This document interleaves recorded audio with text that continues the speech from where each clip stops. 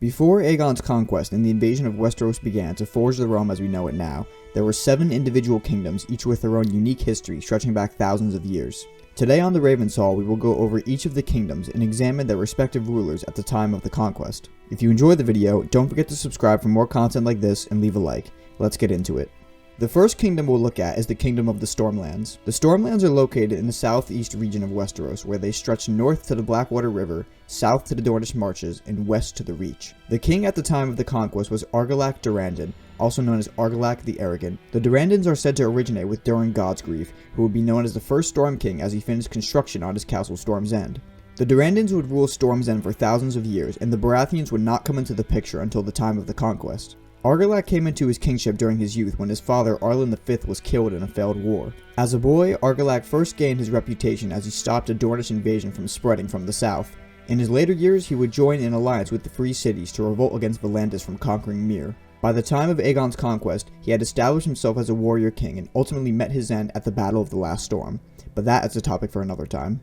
Our next kingdom is the Kingdom of the Isles and Rivers. Many people often forget that the region we now know as the Riverlands was not formally established until after the conquest. The kingdom encompassed the Iron Islands, which is an archipelago of 31 islands altogether, and stretched all the way into mainland Westeros, a little north of where King's Landing would one day stand. Each isle in the Iron Islands once had its own Salt and Rock King, but would be changed when the High King was established to unify the Ironborn at the first ever King's Moot. The Greyrons eventually established the first hereditary kingship. However, their inner conflict on the islands made it easier for the mainland kingdoms to drive them off the mainland until nothing but the island territories remained. House Hoare would succeed the Greyrons as the High Kings, and King Harwin Hoare's first act would be to regain their lost land around the Trident and Riverlands. Harwin's invasion would end in victory, and his grandson, Harren Hoare, also known as Harren the Black, would rule the once more united kingdom of Isles and Rivers until the time of Aegon's conquest. King Harren's most notable deed would be the construction of Harrenhal, the largest castle ever seen in Westeros.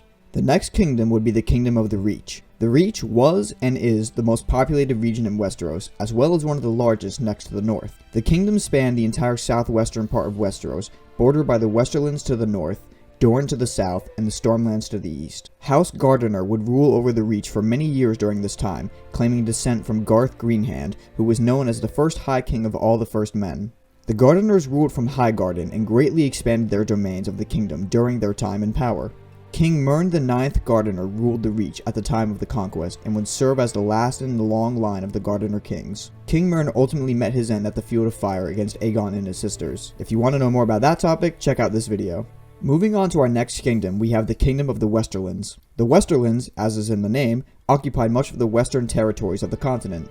The lands are bordered by the Iron Men of the north and the south by the Reach. The Casterlys were once the most powerful house of the west, as they occupy Casterly Rock with its rich gold mines and silver beneath it. The legends say that Lann the Clever eventually tricked the Casterlys out of control of the castle, and his descendants, the Lannisters, would carve out their kingdom from there at the rock.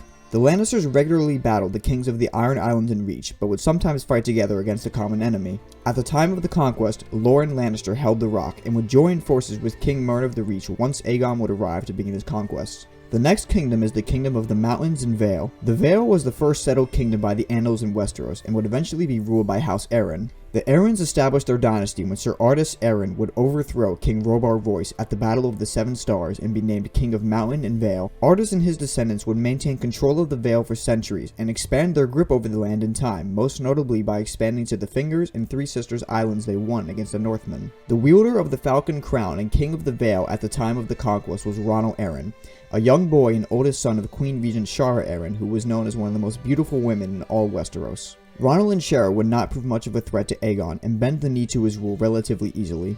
The next kingdom we have is the North. The North is and was always the largest region of Westeros, spanning from the Wall down south to the swamps of the Neck. Many lords have claimed ownership of lands in the North throughout history, but the Starks of Winterfell were the ones who succeeded in unifying the region. The Starks, being descended from the First Men, would survive the coming of the Andals and be known thereafter as the Kings of North and Kings of Winter. The Starks fought many battles against many enemies, some including men from the Iron Islands, wildling raiders coming south of the Wall, and men from the Vale, as we talked about previously. The king of the north at the time of the conquest was none other than Torrhen Stark, who would later be known to history as the king who knelt when he submitted to Aegon without bloodshed. Our final kingdom to look at is of course Dorne. As you probably already know, Dorne occupies most of the very south of Westeros and is a dry land of deserts, mountains, and coasts. About 700 years before the Conquest, Dorne would submit to Princess Nymeria, who was a Rhoynar, and led her people out of Essos after the doom of Valyria. Princess Nymeria would marry Lord Mors Martell and would unify Dorne under their rule. Their descendants would remain in power for centuries to come and would often war against the Storm Kings and the Reach. There actually was no king of Dorne at the time of the Conquest, and instead,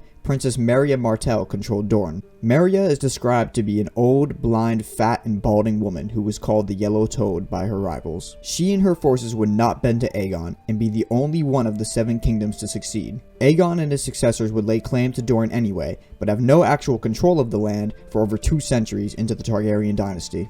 And there you have it, all 7 rulers of Westeros before Aegon began the conquest and established the Targaryen dynasty. If you enjoyed the video, subscribe, leave a like, and maybe comment who your favorite is out of the bunch.